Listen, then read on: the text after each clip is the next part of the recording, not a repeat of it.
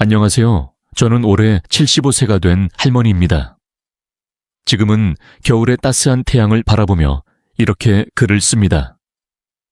제가 65세였을 때는 누군가가 저를 할머니라고 부르는 것이 낯설고 조금은 서글프게 느껴졌습니다.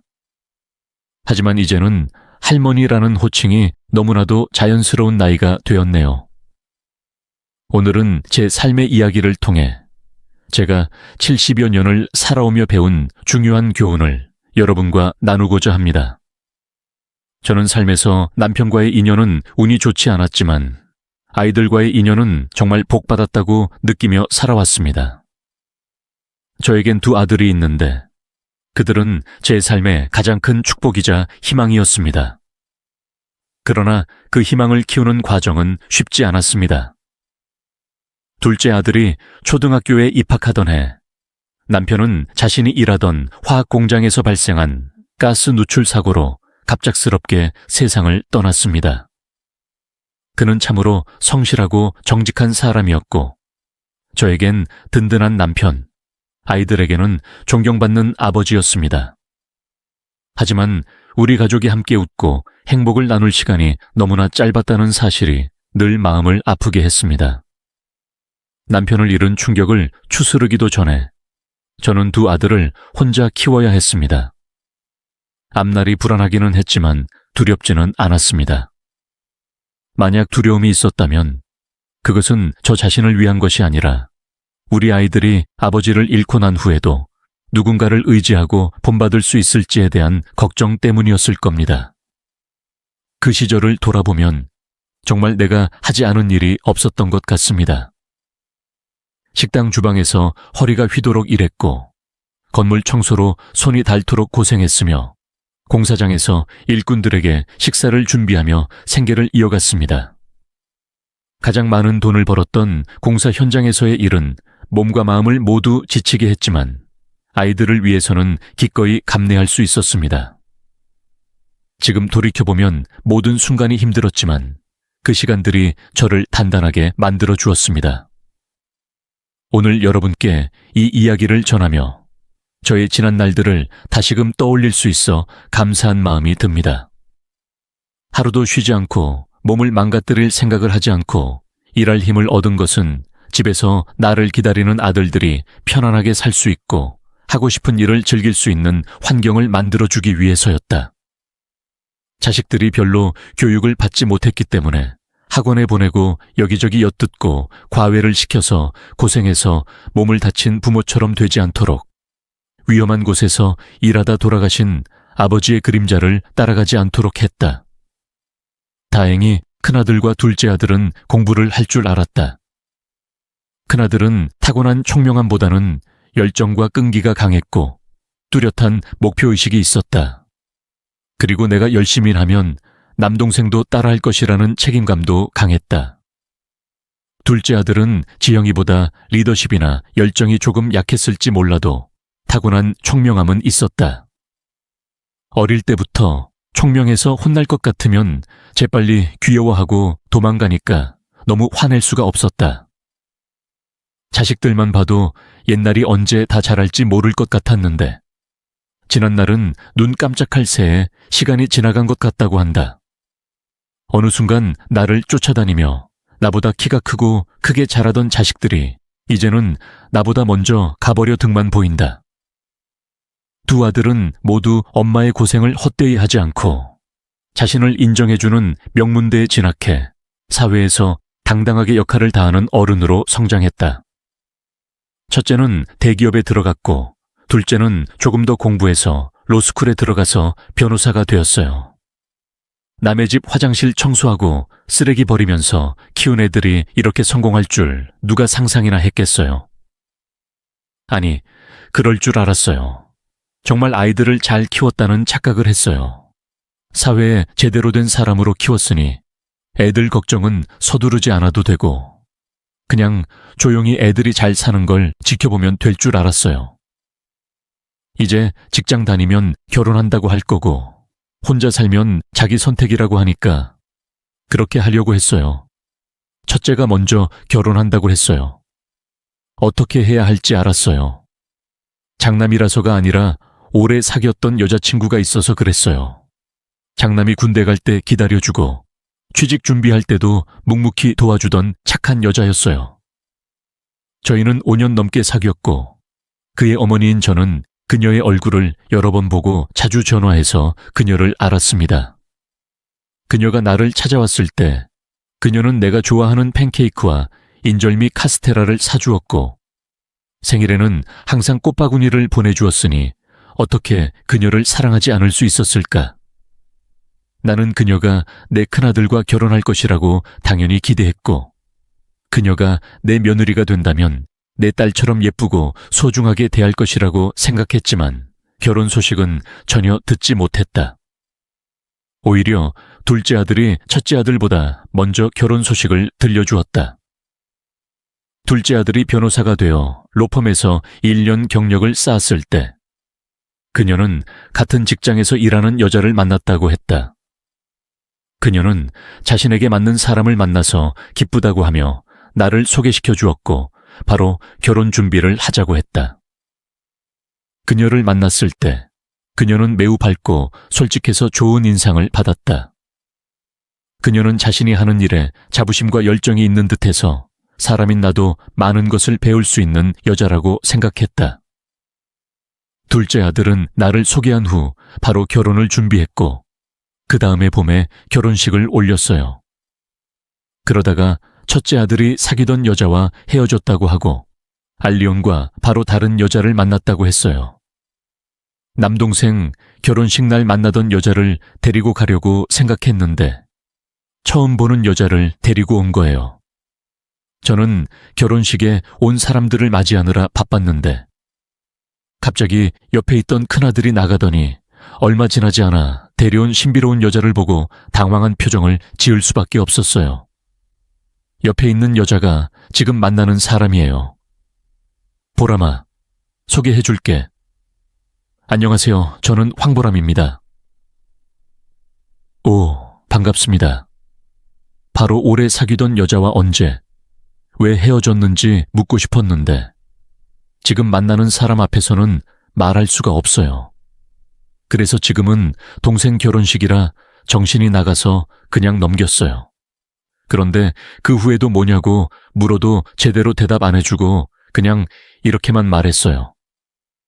오래 사귀어서 그런지 감정이 달라져서 헤어진 거겠죠. 오래 사귀면 다 결혼하잖아요. 잠깐 만났어도 잘 맞으면 결혼할 수 있잖아요. 그런데 보람이랑 결혼할 거예요. 보람이 정말 제 인생의 짝이라고 확신해요. 아무리 아쉽다고 해도 그 사람이 거절하니까 뭐라고 하겠어요. 물론 전에 사귀던 사람도 거절했잖아요. 그 아가씨가 사람으로서도 여러모로 아주 좋은 사람인 건 알지만 이미 헤어졌고 아들도 새로운 사람을 만나서 결혼하기로 했으니까 그냥 받아들여야죠. 먼저 결혼할 아가씨를 집에 데려와서 소개시켜줬어요. 우리가 얼마나 오래 알고 지냈든 누구를 만났든 우리는 이제 가족이 될 테니 기쁘게 맞이하고 싶었어요. 하지만 표현할 수 없는 느낌이 들었어요. 어머니는 회사를 운영하다가 은퇴하셨고 아버지는 작은 회사를 운영하셔요. 저는 아버지 회사에서 일하고 있는데 결혼하면 바로 그만둘 생각이에요. 오, 그러면 아깝잖아요. 하지만 아버지 회사에서 배우고 있으니까 나중에 이어받을 수 있어요. 그건 제게가 아니라 기훈이에게요. 결혼 전에 아버지를 따라 사업을 하겠다고 했으니까 좋죠. 오, 사돈을. 무슨 소리야? 오, 쓸데없는 말 했나? 기훈, 어머니만 다 하셨어요. 오, 어머니. 저는 회사를 그만두고 제 사업을 시작하고 싶어요. 이번에 시아버지를 만나서 많은 조언을 구했어요. 몇 년 후면 40이 되는데 하고 싶은 일을 도전해야겠어요. 남들이 그렇게 힘들게 들어가려고 애쓰는 대기업을 그만두겠습니다. 그가 어떤 사업을 하려는지 이해가 안 갔습니다. 하지만 제 인생이 아니라 아들의 인생이었기 때문에 아무리 걱정하고 불안해도 한마디도 하지 않으려고 조심했습니다. 아들의 결혼도 마찬가지였습니다. 아무리 생각해도 큰아들이 제 짝을 못 만난 게 아니라 자재업계에서 시댁 식구들의 명성에 현혹되어 너무 성급하게 결혼하는 게 아닐까 하는 무거운 의심이 떨쳐지지 않았습니다. 그리고 나중에 둘째 아들이 들려준 이야기를 듣고 나서는 생각이 더 뚜렷해졌습니다. 엄마, 형이 사귀던 사람이 있었지. 현정이라는 누나가 왜 연락했을까? 언제 그 여자를 만났고 형이 결혼한다는 소식을 들었다고 했어. 사실인지 물었더니 정확히는 모르겠다고 했습니다. 하지만 형이 나를 속였을지도 모른다는 예감이 들었습니다. 사실이라고 생각하고 싶지 않았습니다. 내가 키운 아들이 성공에 눈이 멀어 오랫동안 자신을 위해 헌신했던 여자를 버리고 좋은 배경을 가진 여자를 택했다는 걸 어떻게 믿을 수 있겠습니까? 아들은 야망이 뚜렷하고 성공에 대한 열망이 있었지만 그럴 거라곤 생각지 못했습니다. 나중에 큰아들을 앉혀서 여러 가지 질문을 했지만 확실한 답을 주지 않고 입을 다물었기 때문에 어머니이자 인생의 선배로서 이렇게 말했습니다. 말해주지 않으니까 진실이 뭔지 알 수 없지만 성공에 눈이 멀어 현정이 같은 여자를 버렸다면 인생에서 한 번쯤은 후회할 겁니다. 성공이 전부는 아닙니다. 무조건적으로 베푸는 사람이 있는 게 더 큰 행복입니다. 큰아들은 이 말을 들으며 아무 말 없이 고개를 숙였습니다. 걱정과는 달리 큰딸은 결혼하고 나서 잘 지냈습니다. 큰딸은 제가 말했듯이 직장을 그만두고 저축한 돈으로 작은 회사를 차렸습니다. 큰딸의 첫인상도 궁금했습니다. 가볍고 보이지 않는 선이 있는 것 같았지만 문제가 없었습니다. 첫째, 둘째 아이가 결혼해서 밖에서 살기 시작하면서 저는 혼자가 되었습니다. 결혼하고 바로 임신을 했고 곧 손주들을 안을 수 있게 되어 행복이 2배로 커진 것 같았습니다. 제가 원하던 은퇴 생활이었습니다. 생계를 걱정할 필요 없이 그저 있는 대로 살았고 가족과 좋은 시간을 보냈고 이제 아이들이 다 자라서 손주들이 자라는 것을 보면서 느꼈던 기쁨을 느낄 수 있었습니다. 일상의 행복이었습니다. 특히 둘째 며느리를 낳은 후에는 전에 없던 딸을 낳은 것 같은 느낌이었습니다. 사실 둘째 며느리는 학생 때 어머니가 돌아가셨는데 어머니의 빈자리를 메워주지 못해 늘 외로웠다고 했습니다. 처음 집에 와서 저를 맞이할 때도 그렇게 말씀하셨어요. 저를 정말 친부모처럼 생각하겠다고 하셨고 저는 미소를 지으며 십자가를 머리에 이고 계신 어머니는 뭐가 되든 다를 거라고 말씀드렸습니다. 아주 단호한 표정으로 말씀하셨습니다. 아니요, 저는 어머니와 잘 지낼 수 있을 거라고 정말 자신 있어요. 그렇게 생각해요. 며느리는 수줍게 웃으셨고 그 느낌이 딱 맞았습니다. 둘째 며느리가 막 가정을 꾸렸을 때 저는 그런 말씀을 한 번도 해본 적이 없었습니다. 연락할 필요도 없고 그렇게 친절하게 찾아올 필요도 없었습니다. 아무리 바빠도 한 달에 4번 이상 찾아오거나 만나러 오셔서 어딘가 놀러 가자고 하셨습니다. 며느리로서 너무 힘들 것 같아서 그렇게 말씀드렸습니다. 마음이 참 예쁘셨지만 직장인이 얼마나 피곤하겠습니까? 하지만 내가 그렇게 말한 이유는 그녀가 날 만나러 올 이유를 만들어야 했기 때문이었다. 엄마, 오늘 대박 당첨됐어. 축하해야지. 정훈이 오늘 야근하니까 축하해줄 사람은 엄마밖에 없어. 엄마, 지난번에 엄마가 사다 주신 오이김치와 파김치를 다 먹었어. 오늘은 또 사러 왔어. 그러는 동안 엄마랑 밥 먹을 거야. 내 손님한테서 박물관 입장권 받았는데 같이 갈래? 엄마, 우리 둘째 아들은 이런 거에 전혀 관심이 없어서 아무도 안 가.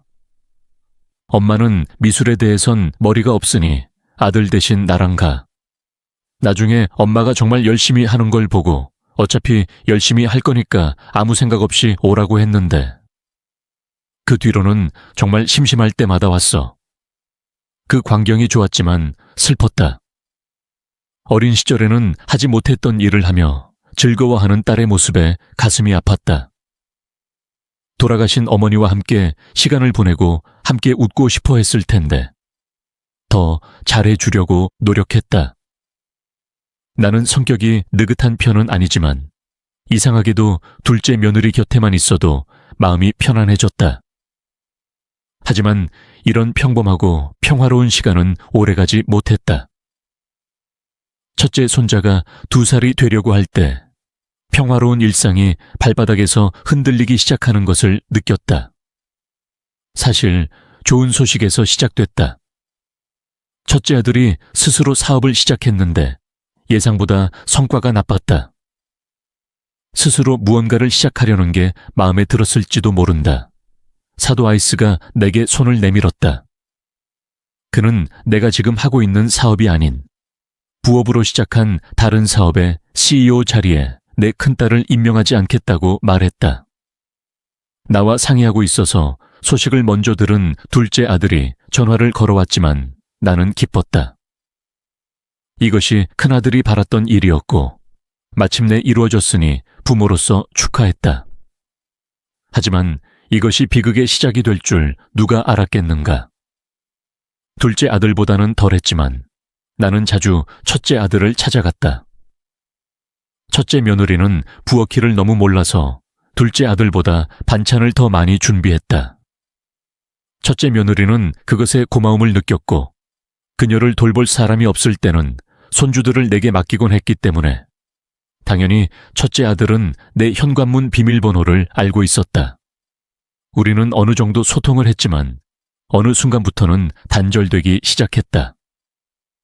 처음에는 아들이 새 직장에 취직해서 CEO가 되기 힘들고 엄마를 돌볼 시간도 없을 거라고 생각했어요. 전화를 걸어도 안 받는 경우가 많고 문자도 안 왔는데 그럴 줄 알았어요. 큰 며느리는 전업주부인데 할 일이 없어요. 그럴 줄 알았는데 그냥 바빠서 그런 게 아니라는 걸 깨닫게 해준 결정적인 사건이 있었어요. 생일이 다가왔을 때였어요. 나이가 들면 생일은 나이를 세어보는 외로운 날일 뿐이고 축하할 일도 없는데 제 2번째 뇌가 날 붙잡고 축하하고 다들 호텔 가서 식사하자고 했어요. 하지만 둘째 아들에게서 전화를 받은 큰아들은 못 간다고 했어요. 이유는 시댁 결혼 기념일을 맞아 싱가포르로 해외여행을 간다는 거였어요. 솔직히 후회가 없다고 하면 거짓말이 될 겁니다. 하지만 저는 매년 생일을 맞았고 매년 시댁 결혼기념일을 축하하러 여행을 가지 않았기 때문에 이해할 만하다고 생각했습니다. 그리고 시댁의 영향력이 큰아들이 원하는 성공을 이루는데 전부였기 때문에 놓칠 수 없었습니다. 문제는 그 이후였습니다. 제 생일날, 그리고 큰아들이 여행에서 돌아온 후에도 전혀 연락이 없었습니다. 생일에 축하 메시지를 남기겠다고 했지만 소식이 없었습니다. 여행을 떠났으니 멍한 모양이어서 기다렸지만 그 이후로는 소식이 없었습니다. 하지만 여행을 떠났으니 생일을 축하하는 작은 말을 했습니다. 늦은 생일 축하 인사를 들을 줄 알았는데 너무 많은 것을 바랐을까요? 며칠 후 둘째 며느리가 우리 집에 찾아와서 가볍게 식사하고 술 한잔 했는데 갑자기 첫째 며느리한테 먼저 전화해야겠다는 생각이 들었어요. 술에 취한 건 아니었어요. 그냥 내가 먼저 전화하면 왜 날 무시하고 생일도 모르는 척 했는지 알 거라는 생각뿐이었어요. 안녕, 기원아. 여기가 내 집이야? 엄마야. 근데 왜 갑자기 이 시간에 전화했어? 뭐야? 아니, 여행 다녀왔을 때 소식이 없었어. 여행 잘 다녀왔어? 바빠서 연락이 안 됐어. 누구야? 엄마야. 왜 전화 안 했어? 뭐야? 내게 두고 온 거야?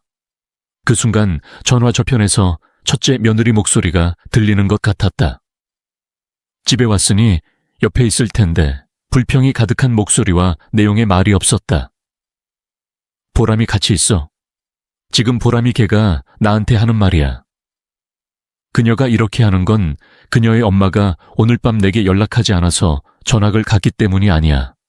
아니, 내가 전화하자마자 그녀는 내가 너에게 연락하지 않았다고 잔소리를 하기 시작했어.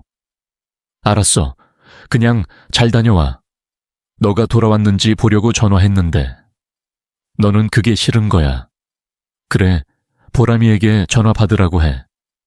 너무 터무니없어서 큰딸한테 며느리를 바꿔달라고 부탁했어. 큰딸은 한숨을 쉬고 며느리에게 전화했어. 며느리가 매우 무례한 목소리로 전화를 받았어. 보람아, 내가 밤 10시에 전화해서 그렇게 화났어. 내 생일에 전화나 문자를 안 했다고. 너나 기군에게 뭐 말했어? 아무것도 안 입고 내 옆에서 왜 불평하니? 너의 엄마를 생각해. 너가 방금 한 말이 다 실망스러웠지. 그래서 전화한 거 맞지? 어떻게 모를 수가 있어? 처음에는 그냥 여러분이 잘 여행했는지, 모든 게 괜찮은지 보려고 전화했는데, 보람이가 먼저 불평을 했잖아. 불평하고 싶으면 적어도 내가 너한테 화가 났다고 말했을 때 하거나, 그냥 궁금해서 전화한 사람에게 맡겼다는 식으로 뻔뻔하게 말하렴.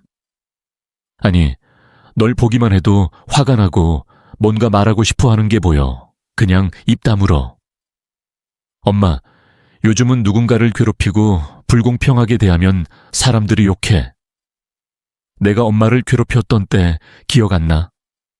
엄마 집에서 욕실 청소하고 바닥 닦고 그런 짓 시키는 거 다 괴롭힘이야. 누가 들으면 내가 진짜 불러서 큰 며느리한테 내가 겪은 고생을 다 시켰다고 생각할 거야. 설날이었는데 큰딸과 둘째 딸이 안부 인사하러 왔을 때 내가 청소하는 걸 보고 도와줬어. 큰 며느리뿐만 아니라 다른 애들도 청소를 했는데 큰 며느리는 바빠서 끝내지도 못해서 또 청소를 해야 했어. 하지만 짜증과 분노로 목소리가 떨리는 게 들리고 웃음이 나지 않을 수 없었어. 아, 그렇게 불공평했어. 다른 가족들이 다 같이 청소를 했는데 그녀는 바쁘다고 하고 먼저 갔어. 너무 슬펐어. 나중에 뭐 탓할지 모르니 이쑤시개라도 주워달라고 부탁하지도 말았어야지. 그래서 엄마한테도 이렇게 말했고, 나도 좋아. 전화는 안 받았어. 싸우고 싶어서. 앞으로 불필요한 연락이나 엄마 집에 가는 문제로 스트레스 받지 않았으면 좋겠어. 첫째 며느리가 바로 화제를 바꿔서 이 일에서 피해자인 것처럼 말하는 걸 듣자마자 나도 시간 낭비나 감정 낭비하고 싶지 않아서 바로 전화를 끊었어. 그 모든 대화를 듣고 있던 나의 두 번째 뇌도 어리둥절해했지. 내 나이 또래의 사람에게서 온갖 이야기를 들었어. 그 뒤로 첫째 며느리는 마음먹은 척을 했고 필요 없을 때는 시어머니한테 낯선 사람처럼 행동했어. 그날 대화는 별로 하지 않아서 그냥 넘겼는데 어느 날 손주를 부탁해서 내가 가서 돌봐줬어. 첫째 며느리가 나가셔서 손자를 잠재우고 주방에 가서 차 한 잔 마셨습니다.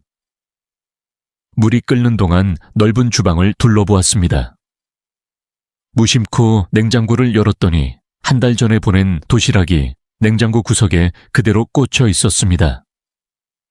뚜껑을 열지 않은 듯 멸치볶음 속에 고추에 흰 곰팡이가 핀 걸 보니 반찬이 얼마나 오래 방치된 건지 알 수 있었습니다. 며느리가 집에 돌아왔을 때 이 사실을 말했더니 정말 깜짝 놀랐습니다. 제발 뭐가 문제인지 알 수 있나요?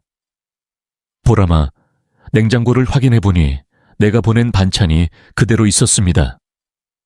당신 입맛에 안 맞으면 다른 걸로 바꿔줄 수 있나요? 둘째 아들은 오징어 볶음과 마른 오징어를 좋아하는데 냉장고를 열었잖아요. 도대체 왜 남의 냉장고를 여는 거예요? 뭔가를 꼬집어서 비난하려는 거예요. 왜 그런 말을 하세요? 그럼 당신은 반나절 동안 나를 위해 그것을 만들었고 나는 물도 마실 수 없습니다.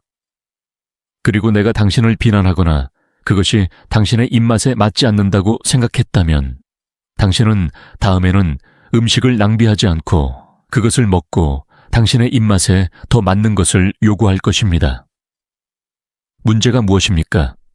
당신은 내가 하는 모든 말을 공격으로 받아들입니다. 그것은 당신이 당신의 엄마의 행동을 분명히 볼 수 있기 때문입니다. 당신 엄마가 손주를 돌본다고 해서 당신이 직장에서 냉장고를 뒤질 권리가 생기는 것은 아닙니다. 그러자 아버지는 남편에게 말했습니다. 당신이 내게 회사를 주었으니 내가 이 집에 들어와서 남편이 청소를 하거나 아이들을 잘 돌보는지 감시할 수 있을 것 같습니다. 그래, 나는 당신과 소통할 수 없습니다. 당신은 내가 하는 모든 말을 왜곡하니 나는 그냥 말을 멈추어야 합니다. 당신 아빠가 무엇을 하든 그것을 당신이 하고 싶은 대로 하십시오. 당신이 듣고 싶은 것을 듣고 당신이 하고 싶은 것을 말하는 그 습관을 고치십시오.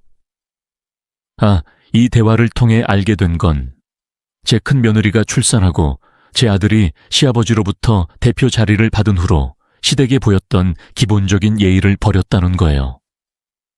그때까지는 다 잘 지내는 듯 했는데 그게 다 그녀가 참아낸 거였어요. 나중에는 제가 보낸 반찬까지 택배로 돌려보냈어요. 정말 가슴 아팠어요. 대표 자리를 위해 아들을 팔아버린 것 같았고 아들이 너무 기뻐할 줄 알았는데 제가 그 함정에 빠진 것 같았어요. 하지만 큰아들도 다를 바 없었어요. 며느리한테 무슨 일이 있었는지 말하려고 하면 입을 굳게 다물어 버렸어요. 그저 표면만 긁어대고 소란을 피웠을 뿐이에요. 아무 말도 하지 마와 같은 말로.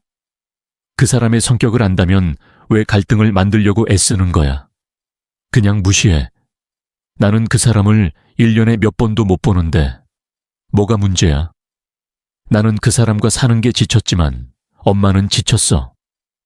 나는 그 사람이 필요하고 받을 게 있으니까 참아내는 거야. 그냥 그 사람이 자신의 삶을 살게 내버려 두는 거야. 너는 받을 게 있으니까 엄마가 너한테 하는 말이나 하는 짓을 다 참아야 한다는 거야. 그러면 적어도 내가 원하는 걸 줄 수 있는 능력이 있는 거야. 나는 내 생각이 있으니까 그러는 거야. 내가 성공하면 엄마가 더 편안하게 살 수 있을 텐데 왜 계속 간섭해? 야, 바보야. 나는 미래에 대한 보장 없이 사치만 약속하는 아들이 아니라 지금 옳고 그른 것을 분별할 수 있는 지혜가 있는 아들이 필요해. 이런 말을 들으면 내 큰아들이 세상에서 가장 오만하고 불효한 아들이라고 생각할지도 몰라. 하지만 그게 아니었어요. 욕심이 많았지만 그 욕심에 눈이 멀어서 엄마한테 가만히 뒤있으라고 할 사람은 아니었어요. 아니, 그런 사람이었는데 어쩌면 엄마인 내가 아이에게 눈이 멀어서 진짜 모습을 못 본 건지도 몰라요. 여기 살면서 충격적인 일들을 다 겪었다고 생각했는데 그게 끝이 아니었어요. 큰딸과 겨우 연락을 주고받았을 때 친한 학교 친구한테 전화가 왔어요. 그 전화 한 통이 정말 머릿속을 강타했어요. 학교 친구가 갑자기 뭐라고 말했어요. 이혼했어? 아니. 무슨 소리야? 누가 그런 말을 했어? 아니. 내가 뭔가 잘못 봤어. 하지만 그런 일은 일어나지 않았어요. 내가 무슨 말을 하는지 확신해요.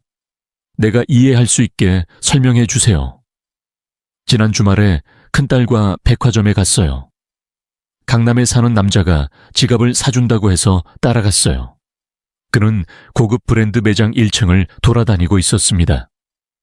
하지만 그는 제 큰 며느리를 태웠습니다. 도대체 뭐야? 그녀는 백화점에 가고 있었습니다. 하지만 문제는 그녀가 혼자가 아니었다는 것입니다. 그녀는 키 큰 남자와 팔짱을 끼고 걷고 있었습니다. 두 사람은 쇼핑을 했을 것입니다. 그 남자는 양팔에 고급 브랜드 로고가 있는 쇼핑백을 많이 들고 있었습니다. 형제가 있습니까? 아니요, 당신은 혼자입니다. 당신은 외동딸입니다. 하지만 제 큰 며느리도 착각한 것은 아닙니다. 제 며느리는 평범한 얼굴이 아닙니다. 그녀는 여기저기 얼굴을 고치고 얼굴이 날카롭습니다. 쉽게 무시할 수 있는 얼굴이 아닙니다. 저는 그것을 확신합니다. 하지만 그녀는 이혼하지 않았습니다.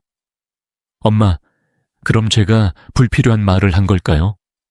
믿을 수 있습니까?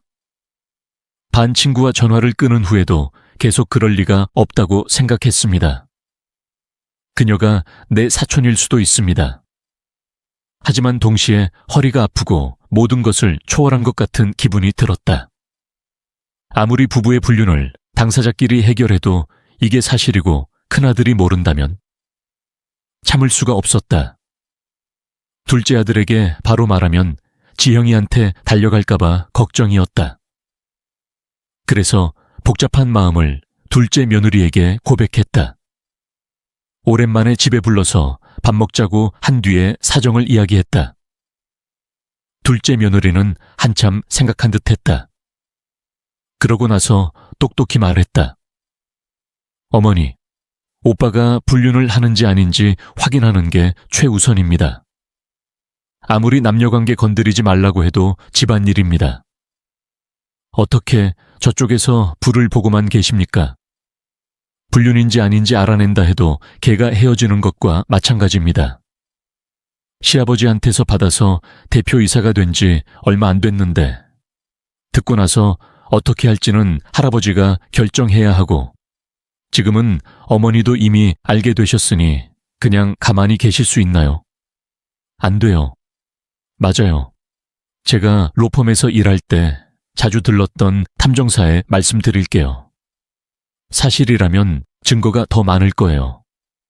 나오면 어머니를 할아버지께 말씀드릴지 아니면 언젠가 나오게 둘지 선택하시면 됩니다. 하지만 어머니와 할아버지는 알 권리가 있다고 생각하고 회사가 뭐예요? 저는 인간으로서, 남편으로서 최소한의 존엄성을 포기할 거예요.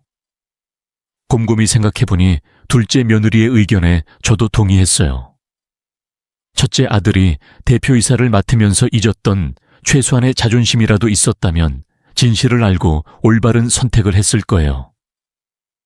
둘째 며느리의 도움으로 불륜 의혹을 받고 있는 첫째 며느리를 조사하기 시작했다. 기다리는 시간이 영원처럼 느껴졌고 한편으로는 사실이어서 헤어지기를 바랐지만 다른 한편으로는 청운이만 있어서 첫째 아들이 다치지 않고 둘이 같이 살면서 응원하고 싸우기를 바랐어요. 한마디로 복잡했어요. 그리고 3주 후에 이 복잡한 감정을 한꺼번에 정리할 결과를 바꿔야 했어요. 둘째 며느리가 제가 진료받았던 형사사무소의 결과를 가지고 집에 왔을 때 둘째 며느리의 표정에서 이미 결과가 뭔지 알 수 있었어요. 어머니, 결과가 이렇게 나왔으니까 내용은 보지 마시길 바랍니다. 듣고 직접 보면 느낄 충격이 다를 거예요. 아니, 희정아, 걱정해 주셔서 감사하지만 제 눈으로 직접 봐야 아들에게 보여줄 수 있거든요. 둘째 며느리가 말했듯이 직접 보고 정말 충격이었어요.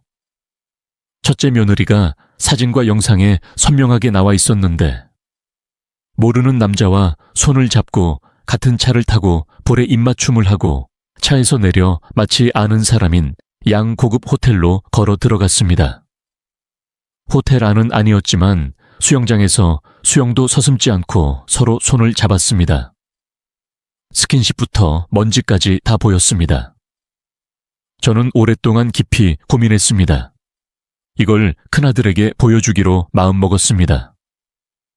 아들이 이걸 보고 제 욕심 때문에 이혼하지 않으면 어쩌지? 지금 생각해보면 그냥 모른 척하고 넘어가야 했는데 당시에는 아들이 이혼 후 대표이사 자리에서 내려와 잘못된 선택을 할까봐 걱정되었습니다. 그래서 큰 결정을 내렸습니다.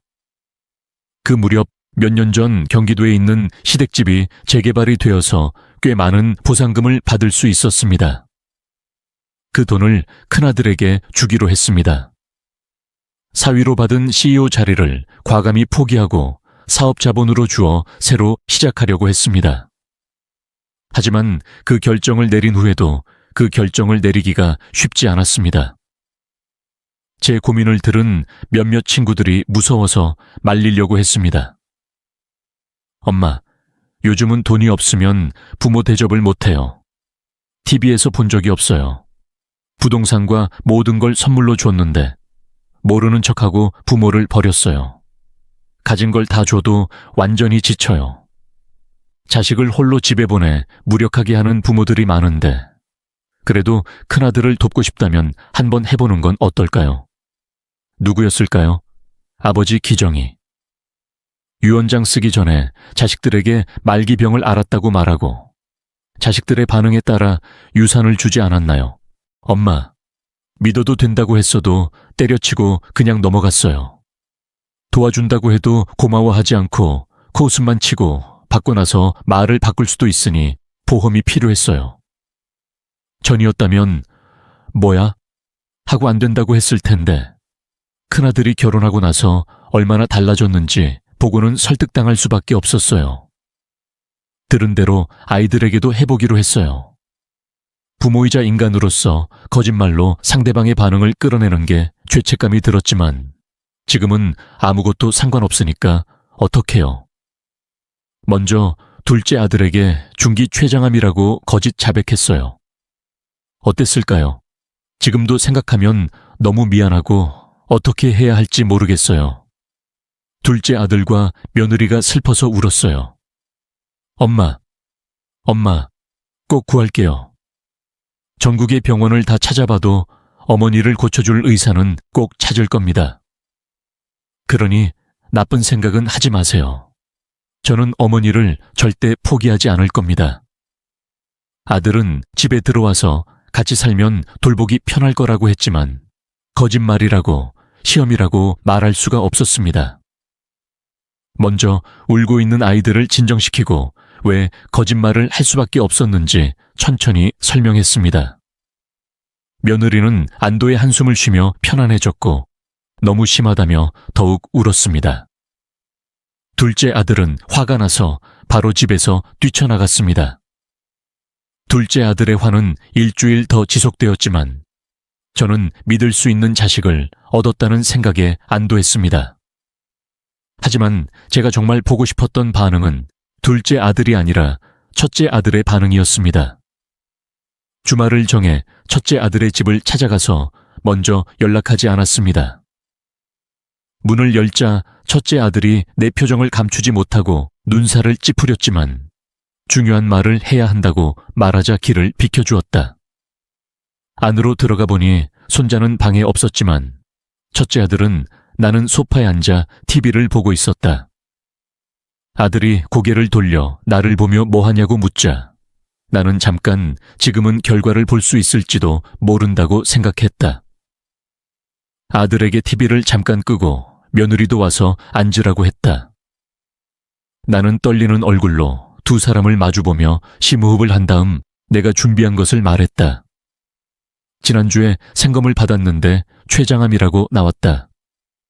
중기였다. 병원비가 꽤 많이 들 것이고 내 몸이 치료를 견뎌낼 수 있을지 걱정이었다. 엄마, 암이 있잖아. 그래서 몸이 좀 안 좋은 줄 알았는데 내가 엄마를 보러 갔더니 이상하게 살이 빠졌어. 정훈이는 아직 몰라. 하지만 네가 오는 거니까 먼저 말해야겠다고 생각해서 왔어. 엄마가 갑자기 암이라고 했잖아. 엄마, 이 시간이 나한테 얼마나 중요한지 몰라. 뭐야? 대표를 맡은 지 이제 2년도 안 됐어. 별 볼 일 없지만 엄마 병이 걱정되고 일이 방해가 된다면 내가 어떡해. 지금 그렇게 말하니까 폭탄 선언을 하는 거야. 선언하고 싶어서 선언한 거겠지. 아니, 그렇게 급하지 않았다면 그냥 엄마한테 말하거나 정훈이한테 잠깐 가면 됐잖아. 왜 엄마한테 먼저 온 거야? 우리 부부 변호사 부부니까 돈 많이 벌 거야.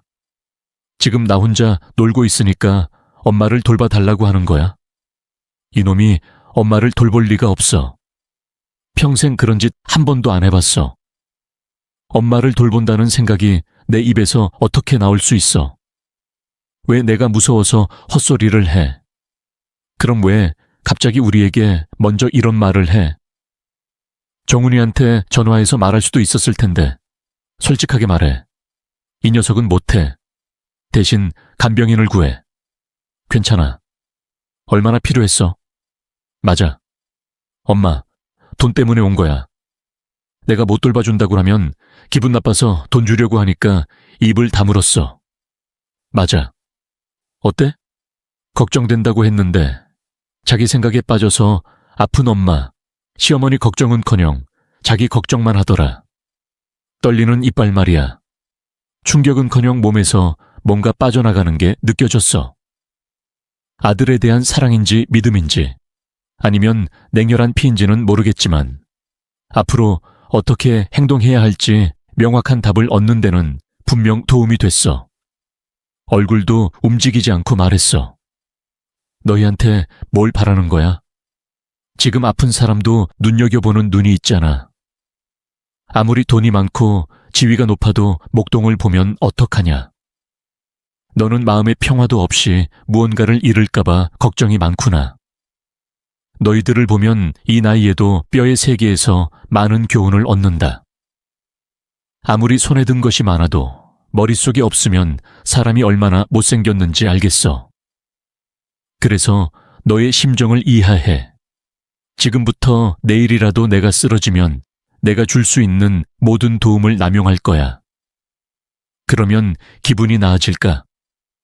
그 대가로 너희 중 한 사람이라도 앞으로 내 돈 한 푼이라도 필요하다면 나한테 아무것도 기대하지 마. 좋아, 여기서 약속을 하나 하자.